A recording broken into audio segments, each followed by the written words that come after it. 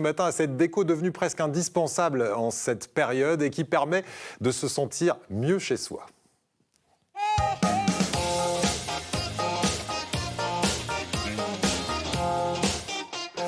Et pour en parler avec nous ce matin, Marielle Langlois, vous êtes coach en décoration, et Hilaria Fatton, styliste, décoratrice d'intérieur. On va parler avec vous de tous ces trucs et astuces qui vont nous permettre d'être un peu plus cosy à la maison, surtout dans cette période de l'année et de confinement. Mais c'est vrai qu'on a envie aussi d'une petite ambiance peut-être un peu de Noël, confortable. Vous allez nous donner vos trucs à vous, mais juste avant, regardez ce reportage qui va nous éclairer sur l'amour que les Français entretiennent avec leur chez eux. Un amour croissant, évidemment, en ce moment. Regardez.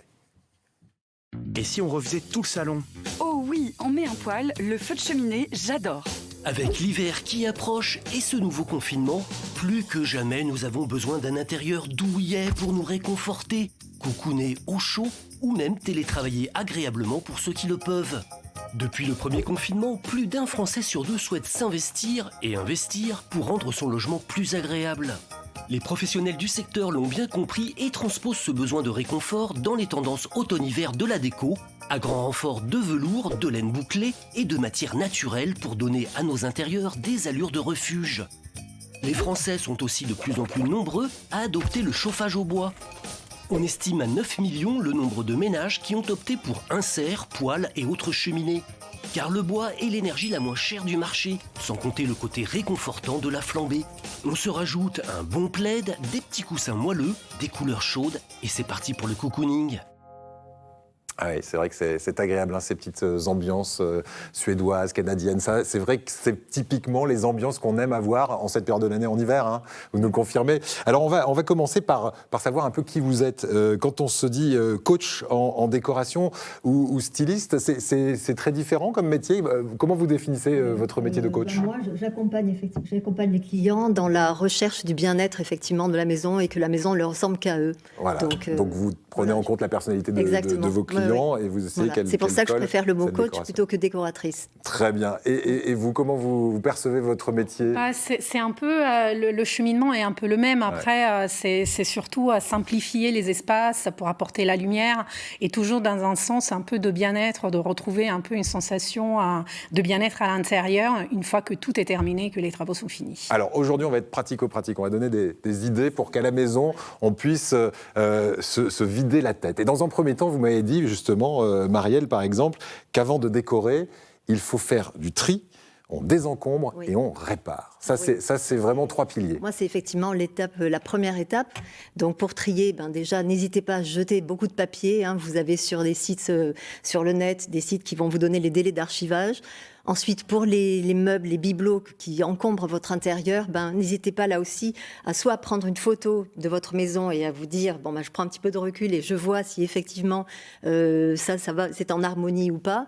Après, il y a aussi de se dire, qu'est-ce que je ferais si je donnais ma maison en vente ou en location? Et là, vous allez vous rendre compte que vous allez enlever beaucoup de choses. D'accord. C'est très important. On désencombre. Et vous nous avez apporté quelques photos avant, après. Oui. Alors, on va les regarder, ces photos. Vous avez travaillé sur des intérieurs. Alors là, on est sur le avant. Alors, effectivement, le regard ne se pose pas vraiment, c'est ça? Effectivement, une accumulation d'objets, on se sent étouffé. Voilà. Et la personnalité effectivement de ce client, c'est de se dire si on m'enlève quelque chose, ça va enlever de la personnalité. Et en réalité, pas du tout. Ça ne transforme pas l'atmosphère. Au contraire, ça donne un petit peu d'espace. On respire à nouveau dans le.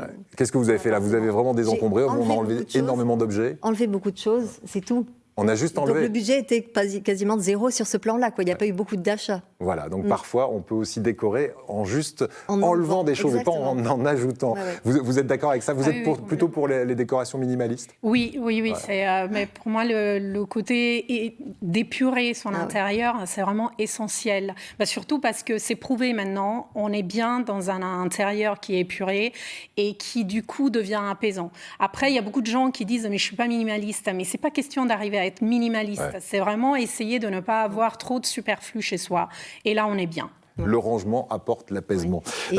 Oui. Peut-être une petite astuce, effectivement, quand c'est très difficile d'enlever quelque chose, un objet, on commence déjà par le cacher de sa vue, c'est-à-dire qu'on le met de côté pendant quelques jours, et après, du coup, on va arriver à se désintéresser et à ce qui ne soit plus indispensable. Donc il y a une espèce d'étape intermédiaire. A contrario, vous m'avez dit, on va se méfier des objets un peu trop à la mode qui vont encombrer très rapidement les environnements, Oui. mais il faut avoir dans cet environnement des objets qui rassurent. Qu'est-ce que c'est des objets qui rassurent? Alors pour vous, par exemple, Hilaria, et pour vous? Je commence. Alors allez-y. Pour moi, c'est vraiment les objets qui sont soit liés à son histoire, à des souvenirs de voyage, à quelque chose qui nous rappelle un peu, qui nous ancre dans ce qui est l'histoire familiale.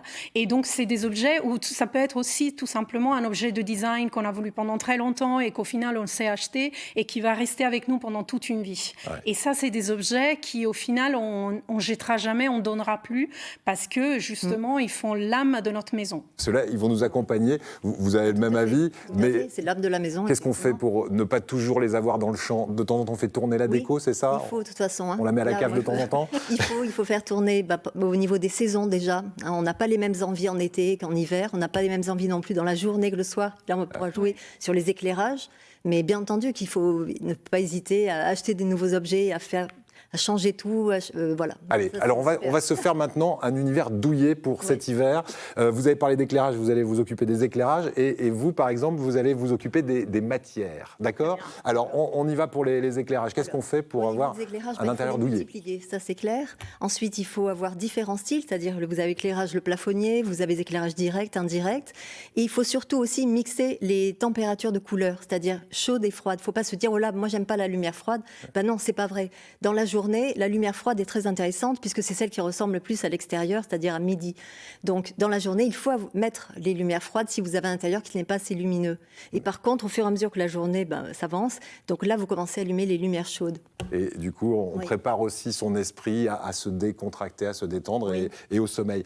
Vous m'avez dit, il faut faire des juxtapositions de matières pendant l'hiver notamment. Ça veut dire quoi? Ça veut dire ne pas avoir peur d'avoir plusieurs plaids sur le canapé, sur le lit, plusieurs coussins. Et justement, des fois, j'ai des commentaires, des gens me disent, mais c'est pas du tout minimaliste. Mais le but, c'est pas ça. Le but, c'est de se sentir bien. Ouais. On dit souvent qu'une ambiance cocoon, c'est aussi une ambiance où on a tout à portée de main. Donc, les livres qu'on lit, qu'on est en train de lire, les revues sur la table basse ou au pied du lit. C'est-à-dire essayer de se créer des ambiances, des coins dans la maison où, en quelque sorte, on s'assied, on est bien, on a le plaid chaud, les coussins, et on a tout à portée de main. Et là, on est bien. Voilà, et on allume les lumières. C'est ça, exactement. Le plaid et les coussins, c'est vraiment l'emblème de l'hiver douillet à la maison. Hein. Oui. C'est ça. Vous rajouteriez quelque chose? En été, justement, pour éviter cette ambiance-là, à ce moment-là, on remplace par un jeté en lin, quoi. Voilà, sur le canapé. Et en changeant les housses de coussins, vous transformez complètement l'ambiance de votre intérieur. Quand on parle de ces objets, alors les coussins, les plaids, et ces objets qui rassurent tout à l'heure, on les trouve où généralement? Vous dites que c'est des objets qui font partie de notre histoire, donc ça va être ramené de voyage, ça va être peut-être chiné dans des brocantes? Chiné, ou sinon, moi je conseille toujours plutôt d'acheter des belles pièces, même si on a plutôt tendance à acheter la couleur à la mode, le tissu à la mode et tout, mais des belles pièces, un plaid en cachemire qu'on peut même utiliser comme étole et tout, c'est quelque chose qui reste avec nous et ça se démode pas. Voilà. On s'en lasse pas. En revanche, en parlant de démoder, est-ce qu'il y a une tendance déco qui émerge avec cette période de confinement et ces périodes de confinement qu'on connaît? Oui, votre reportage l'a déjà dit, le fait d'être bien chez soi, ça c'est quelque chose qui est apparu comme une espèce de... Ça faisait déjà des mois que ça se présentait, les marques commençaient à présenter des canapés, des fauteuils au format arrondi. Enveloppant. Exactement, avec justement la bouclette, la laine bouclée, dans des tons très clairs et tout ça. Et ça allait tout dans ce sens-là. Et le premier confinement, il a rendu cette tendance un peu accessible à tout le monde et surtout tout le monde s'est rendu compte qu'ils avaient besoin de ça chez eux. On va terminer avec l'accessibilité, justement. La décoration, on se dit que ce n'est pas toujours à portée de porte-monnaie. Comment est-ce qu'on peut expliquer qu'on mette de l'argent dans une décoration? Vous m'avez dit que c'est une plus-value pour la maison. Oui, c'est-à-dire que faire appel à un professionnel, ça a un coût, mais ça apporte une plus-value pour la simple raison qu'un œil expert voit ce qu'il faut faire pour apporter de la lumière, fluidifier la circulation dans l'espace, et puis créer surtout une harmonie entre les couleurs, les matières. Et quand on rentre dans un intérieur qui a été travaillé avec un professionnel, on a tout, indépendamment du style, on se dit c'est beau, il y a quelque chose, mais parce qu'il y a une cohérence dans ce qui a été fait. Et ça, c'est l'œil professionnel, il fait ça. On est là pour ça. Oui. On cherche justement à ce qu'il y ait un sens dans la décoration. Voilà. Bah oui.